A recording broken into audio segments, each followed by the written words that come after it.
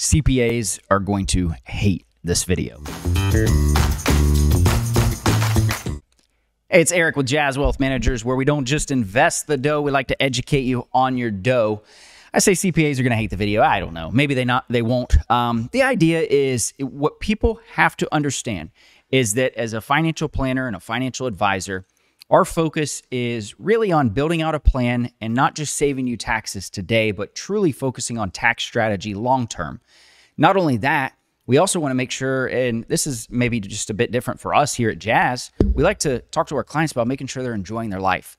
If you've saved all the money, you can spend a little bit of money. We don't want to tell you, hey, well, you've got to keep it all here. Yeah, sure, we'll make more money if you keep it here because we charge an asset management fee, but it's not fair to you. We want you to spend a little, live a little. So with that said, the CPAs oftentimes, generally speaking, focus solely on each year's tax savings. And I understand why. If you go and you talk to a CPA and they say, hey, I can save you $10,000 in tax this year, what are you going to say? Well, let's do it. But that may not always be the best scenario for you. And I'm going to show you here in a second through Nest Egg and kind of chat through a plan with you. But the idea is I just had a client that I talked with, and we just helped work on a tax strategy of some things. And moving forward, they've built a great net worth. And that's what I'm going to model here in Nest Egg and show you a bit about. The problem was they called me up and they said, hey, you know, the CPA said that next year, as long as we do things right and we don't spend too much money, they can keep us in the 10% tax bracket. And I'm like, awesome. 10% tax bracket is great. But what did you work for? You're in retirement now. At what point do we say that, yeah, Uncle Sam's going to have a little bit of money and you got to pay him a little bit, but are you okay paying them a little bit, or would you rather just sit on the couch and not do anything and not meet all of the goals that you're wanting in the plan? So let me show you exactly what I'm talking about.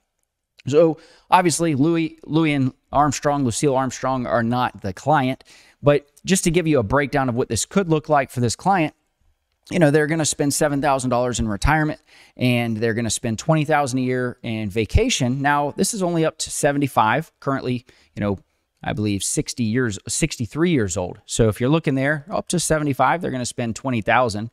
And then ultimately at age, let's say at age 65, Louis is going to buy an $80,000 vehicle. So $80,000 vehicle is one that he always wanted to get. So we want to make sure that we've got that going there. As far as their net worth goes, they've saved a good chunk of dough. So they got, 1.7 here in their old 401k, 200,000 in a Roth, 75,000 in a joint account. Now, the thing is we could also look at tax strategy as far as Roth conversions, but that's not really the focus of this specific video. So the idea here is if we go to the retirement tab, we can say, all right, let's see how well they're going to do. Well, 88% probability of success. Now, if you were, in school and you're wanting to get 100% on a test, good for you. But what we like to look at here when it comes to the probability of success in financial planning, this is running a Monte Carlo analysis. And it's looking at, the world's best stock market in a sense and the world's worst and finding a good median line. That said, 88% is not bad at all. 70%, 70 to 80 we say is good. We just need to keep an eye on it. 80 to 90 is great. And 90 to 100, we're going to start talking about you need to spend a little more money, enjoy a little bit more. How much do you really want to leave for the kids? And so right here, if you're looking, the difference in these two is the fact that one of them, we have the $7,000 expense and the $20,000 on the vacation on the right side. And we also have the $80,000 car. But over here on the left side, we're going to say, hey, they've only got a $7,000 expense and then $8,000 in vacation. So a lot less.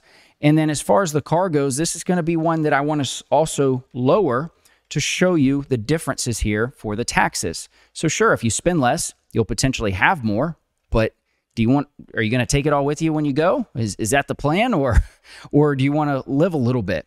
And so if we're looking here, the proposed plan shows you, in this effective tax rate, it's 12.7%.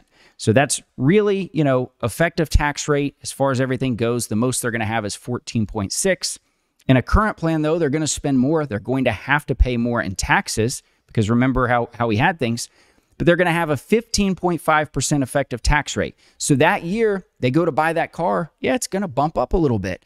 But if you've got the money, at what point are you saying, hey, I want to make sure that I trust the CPA on this and not pay any in taxes? Again, their job is to do that, help you save on taxes, but we want to make sure that you're also enjoying your retirement. So it's not that CPAs are always ruining everything. It's just that we just want to make sure you're looking at the overall strategy long-term, and not only that, making sure you're spending that dough in retirement, enjoying that life.